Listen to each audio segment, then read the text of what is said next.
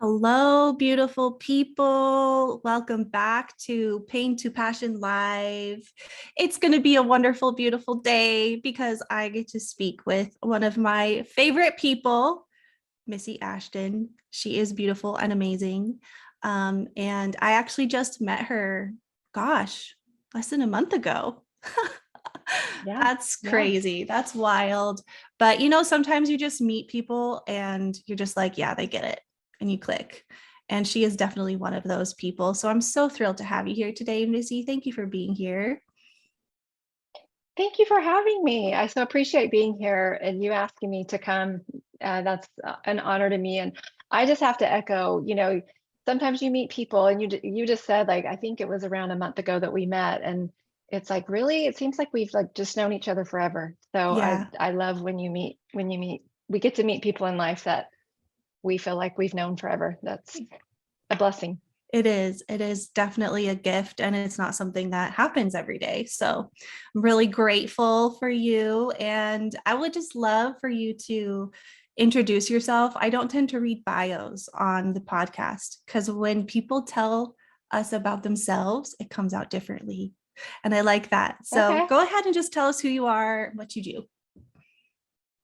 Well, my name is Melissa Ashton. My friends all call me Missy. I professionally, I work as an executive leadership coach. I work with people individually and I work with their teams and organizations. I speak, I write. Those are the things that I do in the professional world. But I, most importantly, I'm a mom to six amazing humans that I love. And the thing that I'm most proud of, and I think gives me the most sense of accomplishment in life, Oh, um, I I'm born and raised in Texas, a Texas girl, and have four younger brothers that they our growing up life is a big part of my story, and I'm the only girl there. And so anyhow, I am that's a little bit of me in a nutshell, and I'm I'm happy to be here. I love it. And yeah, of course, six kids is going to be a huge part of your life. And tell us their age ranges. Well, they're a huge age range. Our oldest son is 32, and let's see, you're going to make me think of all their ages on the spot. So Cade, our son, we have four sons, and Cade is 27 or will be this year. Rhett is he'll be 23 this year. We have a daughter, McCall, that is 20. We have a 17-year-old son that lives at home, and we have little Olivia that will be 10 next week. Oh, happy birthday, Olivia. So I don't think I missed anybody. I think I got them all in there. If I did, I'm sorry. But in essence, there's a 22-year age gap between the oldest and the youngest, which is pretty amazing. Yes, yes, So, yes. as you guys can probably tell already, just from the little bit, is that Missy has a lot of stories. She's lived quite an interesting life. And within even just with her kids and everything, there's a lot of different stories. So, we won't be able to talk to her about all of it today. She better write a book so we can just read it. Is that in the plan at some point? It is actually, it is, yes. Cool. Awesome. I will definitely be the first in line to get that book. But I would love just to hear from you, Missy, kind of like what has led you to be even an executive coach? Like what has drawn you into where you are now as a human? Whatever you want to share. Well, it's interesting that you asked that question because I really believe looking back over my life that all the different things that I've been through, really the good and the bad, the difficult, um, I've also, people say to me often, I hear, you've been through harder things than anyone that I know, Mm, which I don't think we're in a contest, by the way.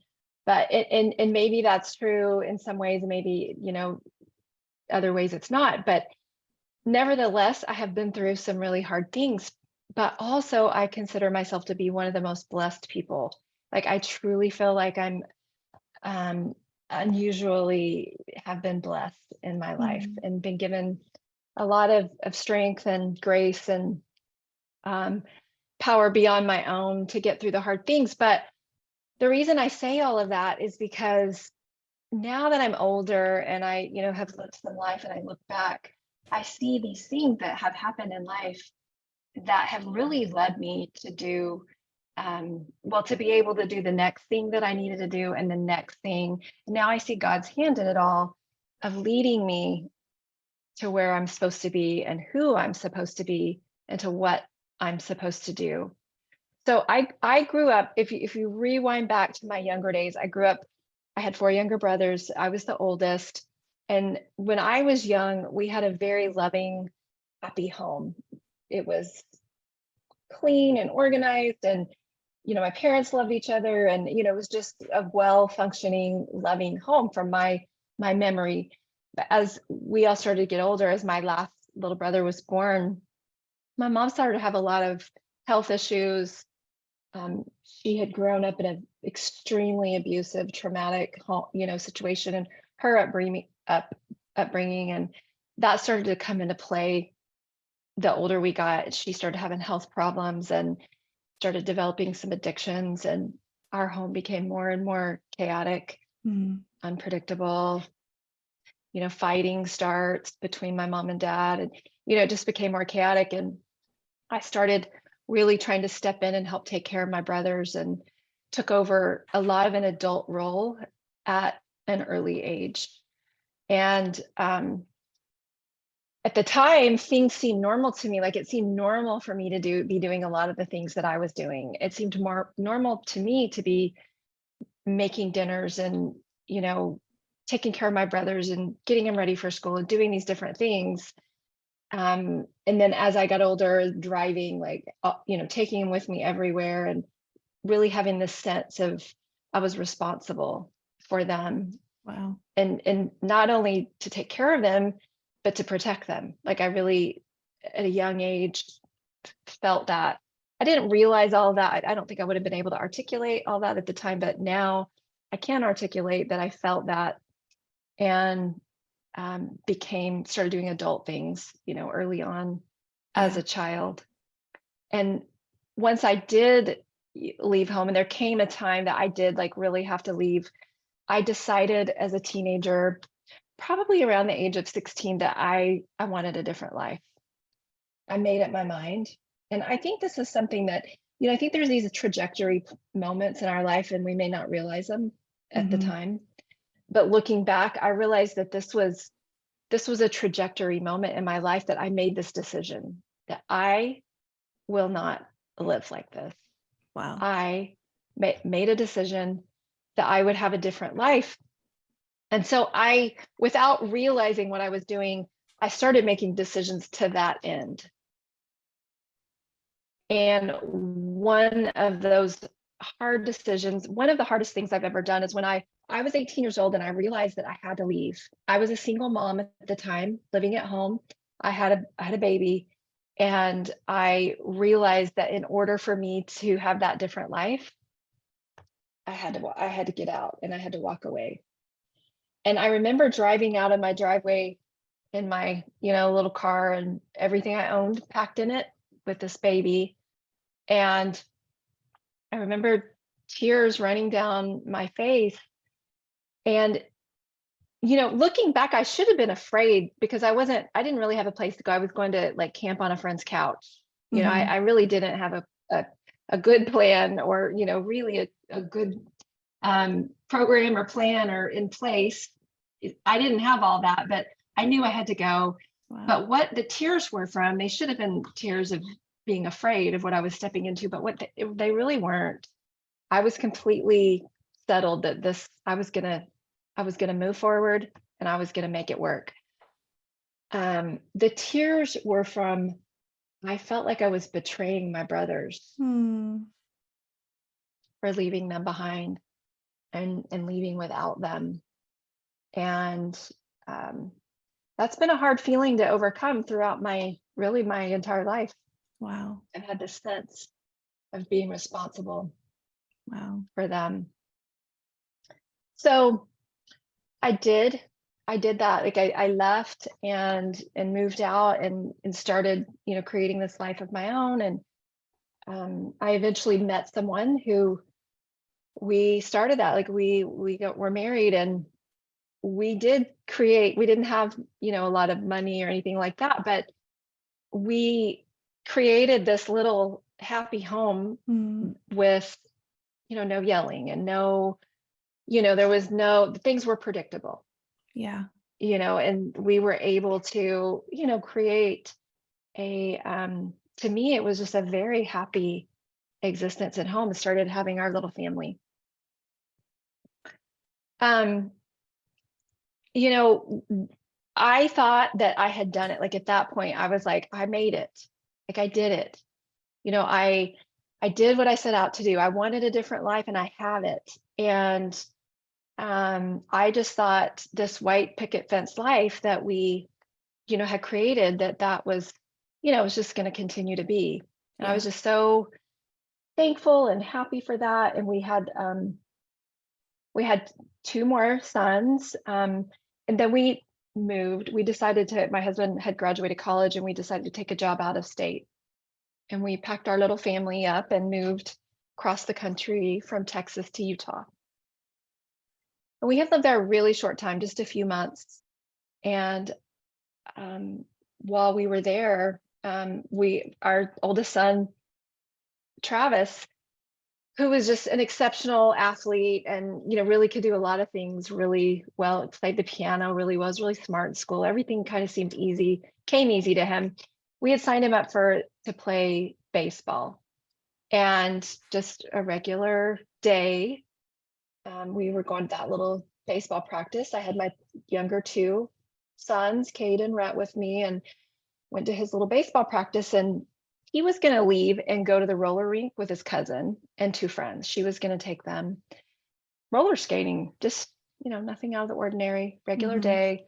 I took my little ones home just to get ready for dinner, and, not even ever imagining, what was to come or how quickly our life could change. Wow. And that evening, I got a phone call that the kids had been in a car accident and that I needed to come to the hospital. And I made arrangements quickly to leave my two little ones with a neighbor and rush to the hospital. And I walked in to a scene that is, really a mom's worst nightmare Yeah. in the emergency room. I walked in and I saw my son's best friend, Derek. He was covered in blood. He was sitting up, and there was a lot of people. It was kind of frantic in the room, but I remember thinking to myself, okay, he's sitting up, he's conscious, he's awake. In the background, I could hear um, a lot of screams and shrieking. And when I think of this in my mind, it seems like it's in slow motion. Like I could Mm, see it almost like in a movie and it's all happening in slow motion. But I remember turning and like following these sounds and realizing that was our son Travis's voice. wow. He was the shrieks and the screams were coming from him. And I followed the sound of his voice and walked into a scene that is like a horror movie, to any parent. There was a lot of people in the room, a lot of medical professionals rushing frantically. I could sense the energy in the room. His clothes had been cut off of him. I just immediately walked up to him and put my hands on him. He didn't respond to me at all. Wow. I could only see the whites of his eyes. His eyes were rolled back, and then the screaming stopped, Mm, the shrieks. It just went silent.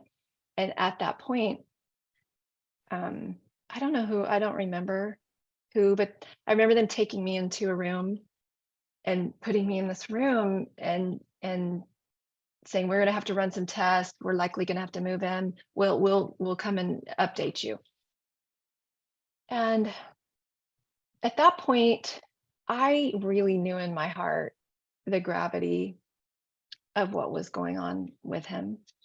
I knew that he was really teetering between life and death. Wow. Um, I remember getting on my knees and saying a really heartfelt prayer that I didn't really think I would have the courage or the ability to just offer or say that kind of prayer, but I just remember pleading with God and telling him that I wanted my son to live, Mhm. and I wanted to raise him, and I wanted him to live whatever that meant. And but also knowing my son's heart and his spirit, like he's an all-in kind of kid. He Mm. is super brave and courageous, and his personality is really big, and he has a very loving and big heart. And I had this sense that if God was calling him to do something else, to be called home, I just knew that that's what Travis would want to do. Wow. And so I remember saying the words, um, not my will. This is what I want, but not my will. I prayed that what Travis will have a choice, and that God's will, would be done. And I really didn't think I had it in me to say something like that, and Wow. especially and mean it. But when you get into situations, you find that you have strength and abilities and faith and courage that you didn't know that you had. Um, so Travis was, he suffered a really traumatic brain injury. He was life flighted to a children's trauma unit. From there, um, surgeries had to be done to save his life. They had to, it's called a bone flap. They remove half of your skull so that your brain has um, room to swell. They save it. Save it. They freeze it, and then like this is reattached later. He was in a coma for quite a few weeks. Wow. A lot of really intense things, but Travis did live. We did spend the next month and years of him and being in rehab and therapy. He didn't come home. That all happened um, at the end of March of that year. It's when he was 11. He was 11 years old. And I remember he came home from the hospital a few days before 9/11 happened. Wow. So that's how long he was in the hospital, from March to September. Wow. Um, so anyway, to say that it changed our lives forever is an understatement.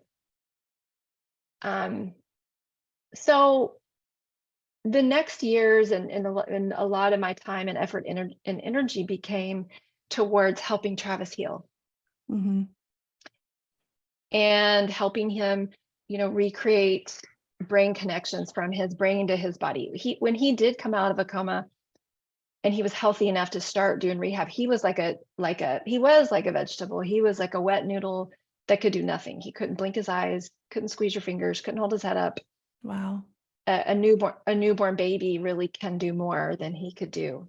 Mm. And so that's where we started to help him to rehabilitate. And so I really dove into helping him navigate that and finding the best way in the treatments and every kind of therapy.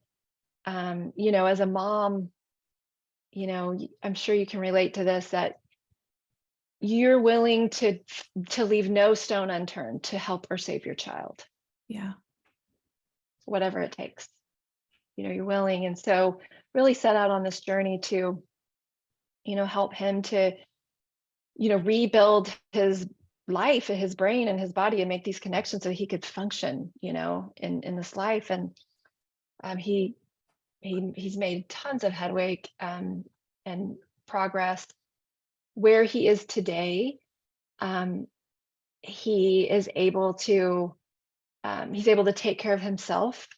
Primarily, he can dress and eat and make himself something to eat. He can stay at home alone. He has all of his memories. Wow. He has all of his short-term and long-term memories. He's cognitive. He understands. He's still funny. He still has the same sense of humor. Still has similar, his personality really hasn't changed. Still has a super big heart. He's super stubborn. He's super just determined. He cannot talk. He hasn't been able to speak. But he communicates by sign language and these different ways of communication. Mhm. But what happened to me is like a few years into all of that, like this white picket fence life, and for me personally as a person, Yeah. like I realized, like I began to crumble. Yeah. I began to realize that I had really lost myself. The person that I was, um, I didn't even know myself anymore. I had forgotten how to be me. I didn't know how to laugh.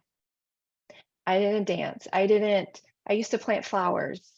I used to be super creative and, do all kinds of creative things. Like all of that was gone in Mm. me. And I remember looking in the mirror and thinking, I don't even know.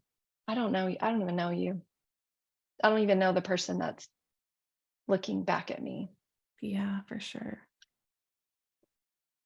So this really moved me to um, realizing that I had been spending, dedicated my life to helping my son and helping him. But then I realized like I need some help.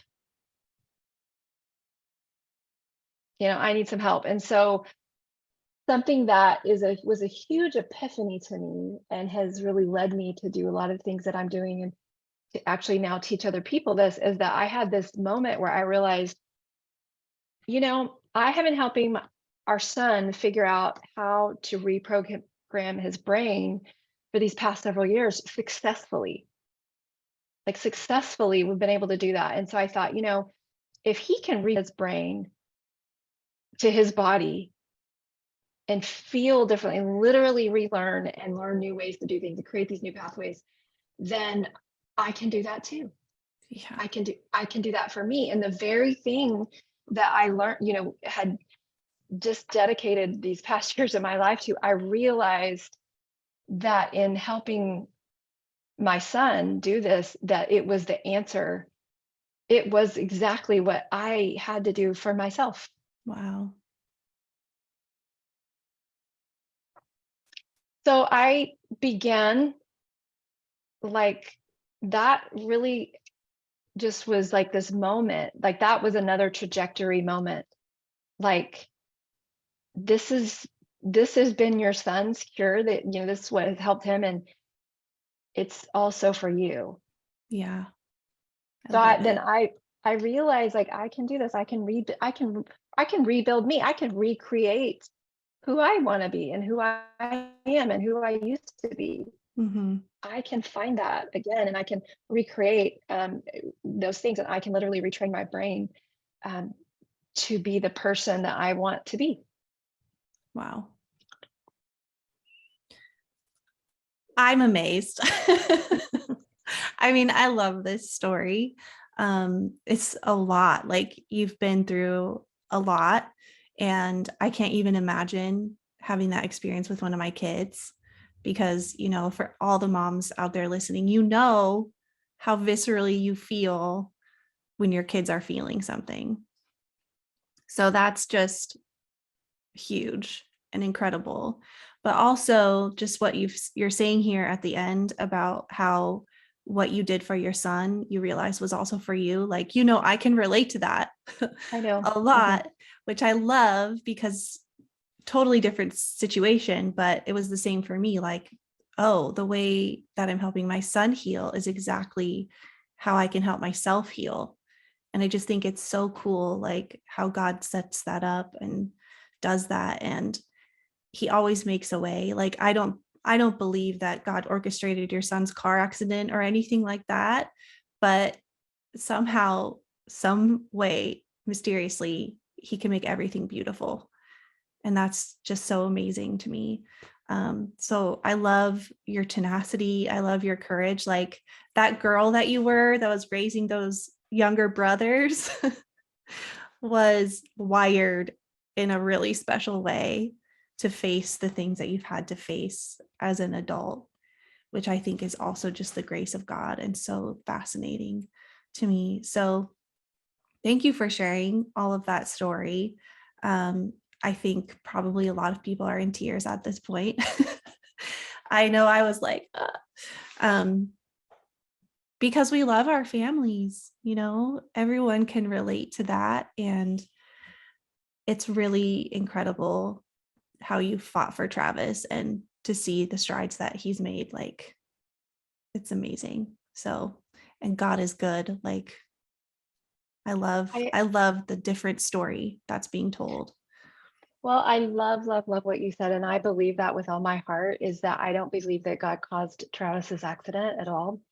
But I do believe that he does use things in our lives that happen for our good. And Mhm. that's definitely been the case for me. Because of what I went through as a younger person, I was able to have the strength and the tenacity just to face really hard things. Yeah. And then all of that, I thought it was all about me helping my son and helping heal him, which it was. But Hmm. then I learned it was also about that I was learning how eventually what I would need to do to heal Hmm. me. And it was as much for me as it was for him. And then now I have the blessing to teach what I've learned in all of it to other people. And I truly am passionate about that and love to do it. That's incredible. I mean, that's what this podcast is all about, is like those hard things that you've been through. And for those people who are listening who are in the middle of something extremely hard, it can be so difficult to think like this is going to turn into something good. And I get that, like, so much compassion for the people who are in the thick of it. I hope that these stories will inspire a glimmer of hope that something beautiful will come, and to help you personally, like it helped Missy personally, but now how she's also utilizing this to help other people. Um, like, nothing's wasted. I really believe that nothing's wasted in God's economy, and it can feel like a waste. It can feel like, what is the point of this so much of the time? But these stories inspire me too when I'm in my hard seasons of like, okay, if she went through that and it's turned into this, there's hope. So I hope and I believe that this story will inspire hope for other people. So thank you so much for sharing all of that. Thank you. Thank you for allowing me to, and thank you for listening. Absolutely. Anytime I would listen to any of your stories. But I do want to mention that you are also an adoptive mom, because I am also an adoptive mom. And this is one of the spaces where we've connected. So, whatever you'd like to share, I'd love to hear a little bit about Olivia. Yeah. Well, it's interesting that you bring her up, and just you saying that out loud is, I got chills and little tears coming because Oh, that's part of the beauty too of all of this that we've been through. And we would probably need to do a few more podcasts to really talk about all of it. But yeah. our youngest daughter is 9, almost 10, and she was born with some pretty serious medical conditions, and she's blind. She's completely blind. She can see some light and darkness, but beyond that, she's um, visually impaired. So our bookends are pretty extreme in age, but they both have these special abilities Hmm. that are different. And so raising all that I went through with Travis and learning about therapy and insurance and just all those things, Yeah. like it's like it's like God like really also was not only was preparing me to help me, but I mean, he really truly prepared me for this child to come to our home and be part of our lives. And just like you were saying earlier, although it has been in so many ways a huge challenge, um, I don't even really know how to put this into words, but people say, I'll just say this, people say to us all the time, she's so lucky to have your family. She's so blessed, to have your family to be in and be part of, which I think that is true. But we are so blessed to have her. Yeah. And she's just such a little ray of sunshine in our family. And not to say that there isn't challenges, and there hasn't been, because there is and there has been, but there's been so many more blessings, and she's taught us so much about love. And I I say often that this little blind girl who came into our lives is truly has taught me how to really see. Mm, Like, she really has taught me so much about faith. Her middle name actually is Faith, I love and that. I love that. And she's taught me so much about how to really see what matters in life, and um, and really just to um, it's interesting because she is our child that's, she's blind, she can't see, but she doesn't miss a detail. Like, Mm. she observes everything and doesn't miss anything. And we kind of joke around about it, even to say, like, Olivia, like, you're not really blind. You're just you couldn't possibly bleed, because she doesn't miss anything. But Wow. she has been such a blessing to me, and really has taught me so much about faith and about life, and led me to do a lot of things that I never would. I'm involved with a program called Angel Reach that helps children who have aged out of the foster system.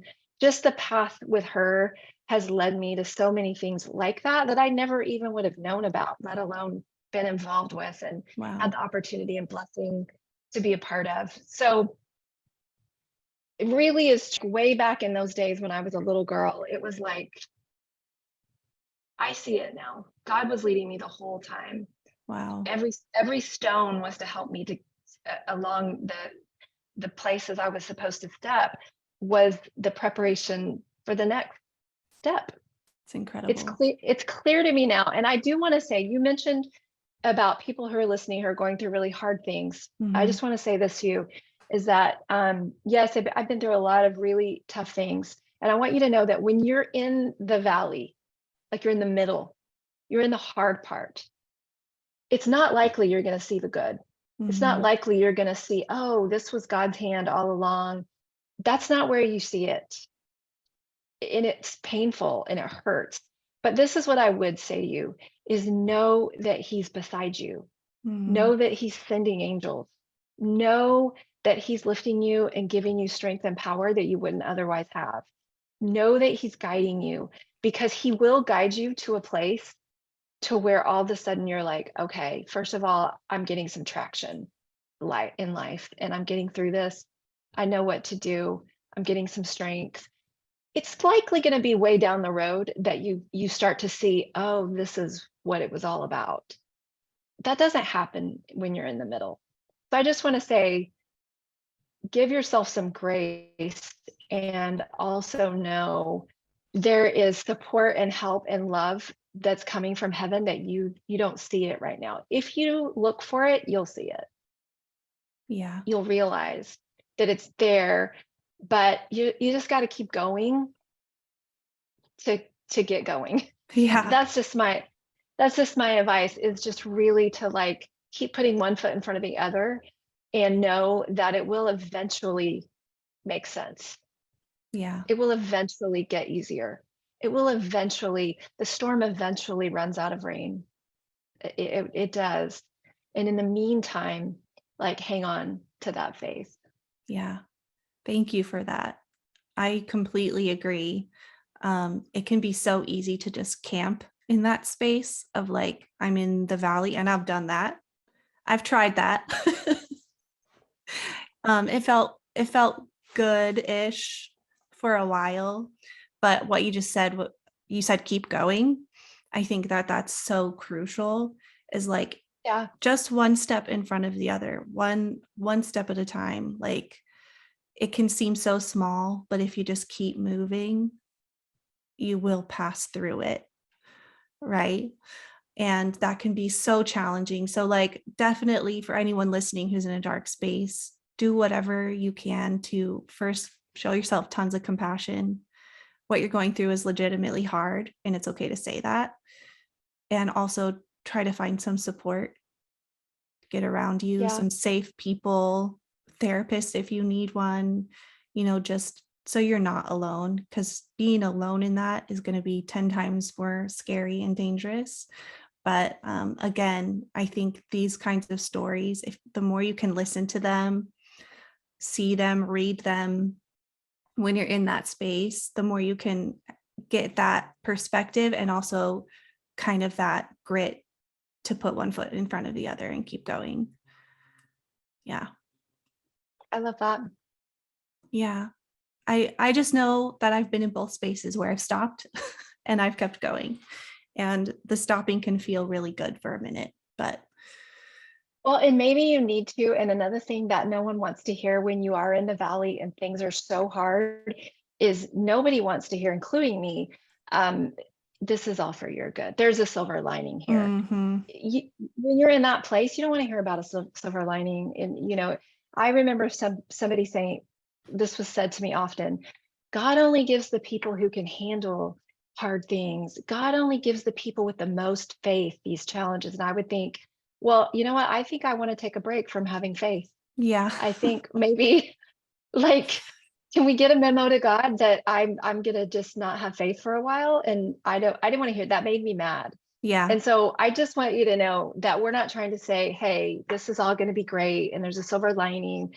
No worries, because when you're in the middle and you're in such hard things, one, you should never say that to someone, but two, you don't want to hear that in the right, middle. You right. don't. You don't. And Mhm, so I just want to say I understand that and yeah, truly feel that myself. absolutely. I completely agree. 100%. I appreciate that for sure. Well, I could talk to you all day, as you know.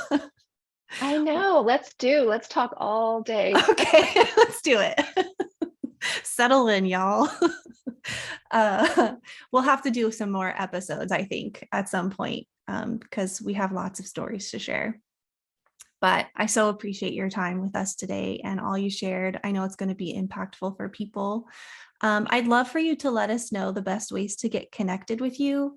I'll put everything in the show notes as well, but I'm sure some people would love to reach out and say hi. So, what would be the best way for people to do that? On all the social media, Facebook, I'm Melissa Lynn Ashton. On Instagram, I'm Melissa Lynn Ashton. I just started a new Instagram page that has a lot of tips and things that I've learned I've been putting out called the Melissa Lynn Show. That's all on Instagram. I would love for anyone too that is struggling or having a hard time, like please reach out. Like if you have any questions or like anything that I can do to help you or tell you that like this is what worked for me or what I did, like please don't hesitate to reach out, say hi, ask me questions. I would love to hear from anyone. Amazing. Thank you so much. And again, friends, if you're listening and you'd like to connect, I'll link everything in the show notes so you can connect with Missy. Um, and I'm so grateful for this time with you today. Thank you for sharing with us. Is there anything else you want to share? I don't want to leave you like wanting to say something. So if there's anything else you want to share before we go. No, I think I've really said anything. I don't know of anything that we haven't covered specifically.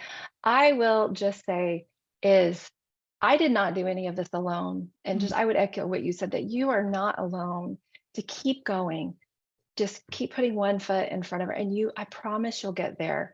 There will be a way. It does work out. As horrible or awful or as hurt or as the world seems like tomorrow's not going to come, I promise that it does. But you have to just really keep trying. And like Gabi said, like reach out for help, talk to Yeah. a friend, find people on, social media that you can relate to that can give you strength. I did not do any of it alone. So it's all available to us. And of course, like always, we can get on our knees and pray. That's always available. But I would just say, keep going. I promise you get there. You get to a good place. Beautiful. I love it. Thank you, friend. And I'm sure we'll talk soon. Thanks, everyone, for listening. Make sure to go connect with Missy, and I will see you all next time. Bye. Thank you. Bye.